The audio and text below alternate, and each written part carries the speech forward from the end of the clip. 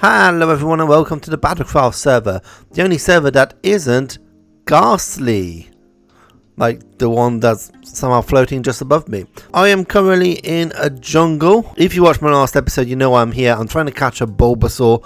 Apparently they spawn in the jungle. I have been here for several hours and still can't find a single one, which is fairly annoying. I have double checked, this is where they spawn, but the chance of them spawning is very low. They're classified as ultra rare, so I think it's going to take several more hours in order to find one. However, this has given me time to add a lot of new Pokemons to my collection. Basically everything from about here is new. We've got a whole load of Pokemon, nothing too rare I don't think. A few evolutions, which is quite nice, like this Dodrio. So even though we haven't found exactly what we were looking for, we are slowly in the process of catching them all the first generation Pokemon that is.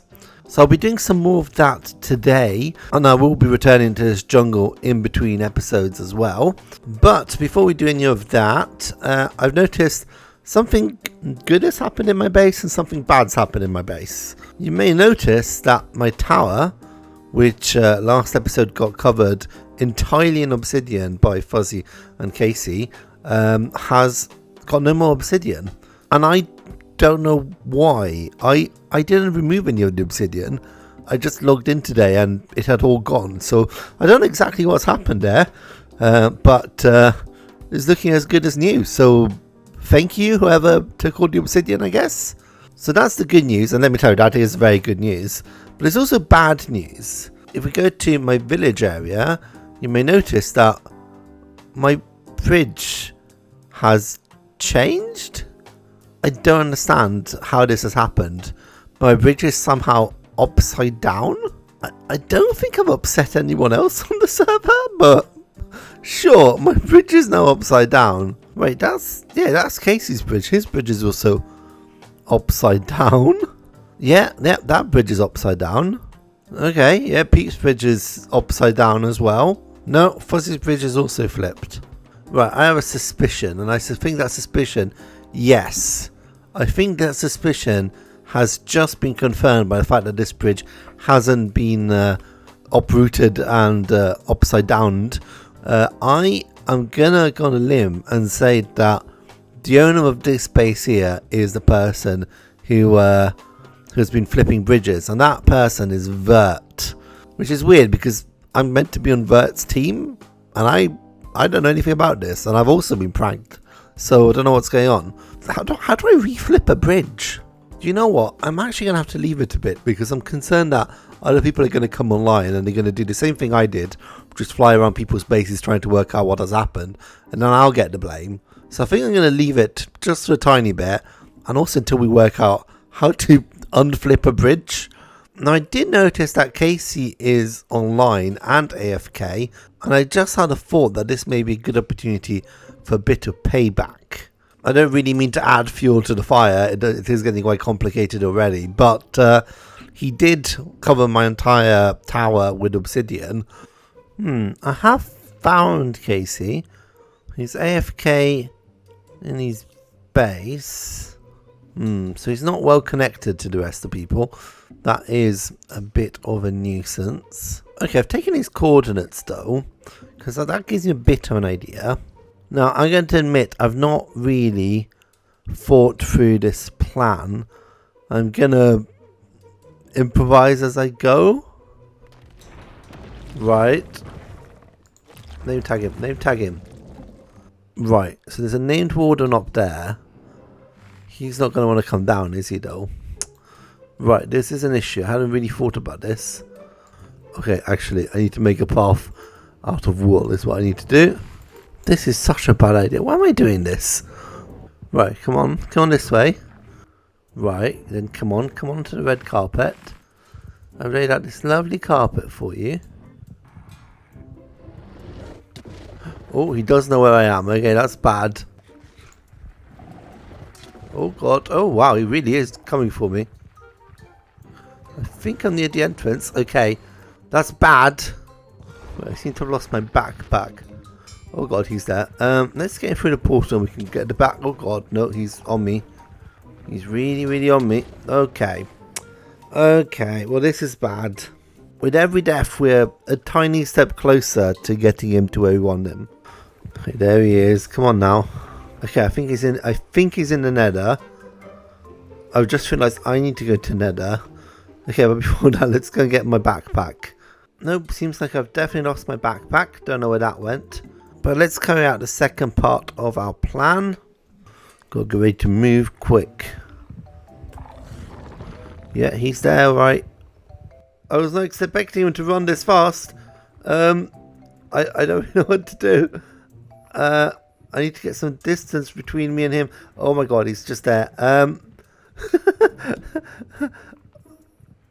have to say a warden on ice is somehow more terrifying than a warden not on ice. We've gone past Casey's base. Okay, he stopped a second. Oh no he hasn't, oh no he hasn't, oh no he hasn't. I've had two thoughts. First of all, everyone on this server has angered me at this point. So actually leaving the warden just in these tunnels, may be quite a fun thing to do. The second thought is that that's just going to mean that someone's going to bring the... No, this is me. This is bringing me to my portal. No, this is a problem. Okay. He's so close to me. How is he so fast? Okay. I just want to get through any portal out of here. Oh, honestly, having that thing on ice is pretty hilarious. So maybe I just leave him there. Oh wait, actually I just had an idea. If I can get through to him without actually aggroing him. Because I'm concerned that what's going to happen though is that they're just going to lead him to my base. Oh my god, he's there already. He knew I was coming. I have one calcite, right? I need to go and steal some calcite. I mean, borrow... at this point I don't care. I'm just going to go and take some calcite from someone. This is an emergency. Okay, and then we just block this off with this block here. Cool, so from the other side you shouldn't be able to tell this is my base. It means he can't wander in accidentally either. Cool. Okay, I think we're safe then. I think that's the rest of the server's problem. And let's be honest, alliances mean nothing by the sounds of it. So I'm by myself and I'm going to prank everyone until they stop. Right, back to Pokemon collecting. So something I've been working on is updating my PC. At the start here, it's mostly just random Pokemon that I have doubles of or are from later generations. I then obviously got my team. This is the one I used in the tournament. And then if we go all the way to box 10, we start with generation 1. So these are all Pokemon from generation 1. You can see them all here. And this is just going to help me visualize exactly what Pokemon I am missing. And there are some fairly rare ones, you know, all the starters are fairly rare. There's obviously some which aren't even in the game yet. There's a lot of legendary ones that aren't available. But I'm definitely missing a fair few very basic Pokemon. I mean, I don't even have a Magikarp, which I feel is a bit shameful. So instead of doing the thing that never works, which is to name a difficult Pokemon to find and try and find that Pokemon, today I'm going to go out and I'm going to try and find just very common Pokemon which I'm missing. For example, don't have a Coughing. So let's catch a Coughing. Alright, that's first one caught. I do need to get a Golduck, so maybe I'll get a Psyduck instead. And then we can evolve him. Oh, and there's a Muck. Sorry, I mean a Grimer. I always think Muck's the pre-evolution, but Muck's the evolution, isn't it? Yeah, Grimer's the first one. Cool, Grimer is part of the team. And there's a few more desert ones. Stuff like Sandshrew and Sandslash. Actually, I wonder if they spawn in the Badlands. I do have a Sparrow. I need all the Pidgey ones. Not seen any of them yet. I mean, Natu is later generations, but I don't think I've seen one before. I'm going to catch it in case he's rare. Oh, it's an Arbok. We do need an Arbok, so let's capture that. Come on, big snaky thing. Get into the ball. Oh, there's a Sandslash. So once we finish the Arbok, yep, right now we can get this. I think that's a sand shrew down there as well. Excellent. And I need you, my friend. Are there any more desert themed Pokemon? I don't think there are any more desert themed Pokemon from Generation 1. Maybe we go to some plains. I need to get some Pidgeys and Pidgeottos and Pidgeorands. No, what's the middle one? Pidgeot. Right, that's a few more Pokemon. We're slowly filling up these pages. You can see our Arbok and our Sandshrew and Sandslash, our Coughings and so on and so forth. So where to next? I guess we could try and go to some plains? Or just a field of wild lightning rods? Why are there so many lightning rods here? Oh, I bet you this is Mini-Wheats. This is where Mini-Wheats usually goes and catches Pokemon, and he's the electric type. So maybe he spawns certain electric types? Need to capture 3 Pidgeys so that I can have all the evolutions. Oh, I mean, I'll take a Pidgeotto. What are you? Scorbunny. I don't think I got one of these. It's obviously not a Generation 1. But I think this is a starter from one of the later generations. So it must be fairly rare. I am running low on balls. So I'm going to have to go and get some more in a minute. Ah, finally we've got a Scorbunny. Oh, the bridge has been restored here. Cool. I believe I need mostly black apricorns. I do like luxury balls. It means that like Pokemon become friends a lot faster. And you know, I like the concept of giving Pokemon, you know, a bit of luxury. Okay, I got myself about a stack of new Pokeballs. Oh, we could look at some ocean Pokemon.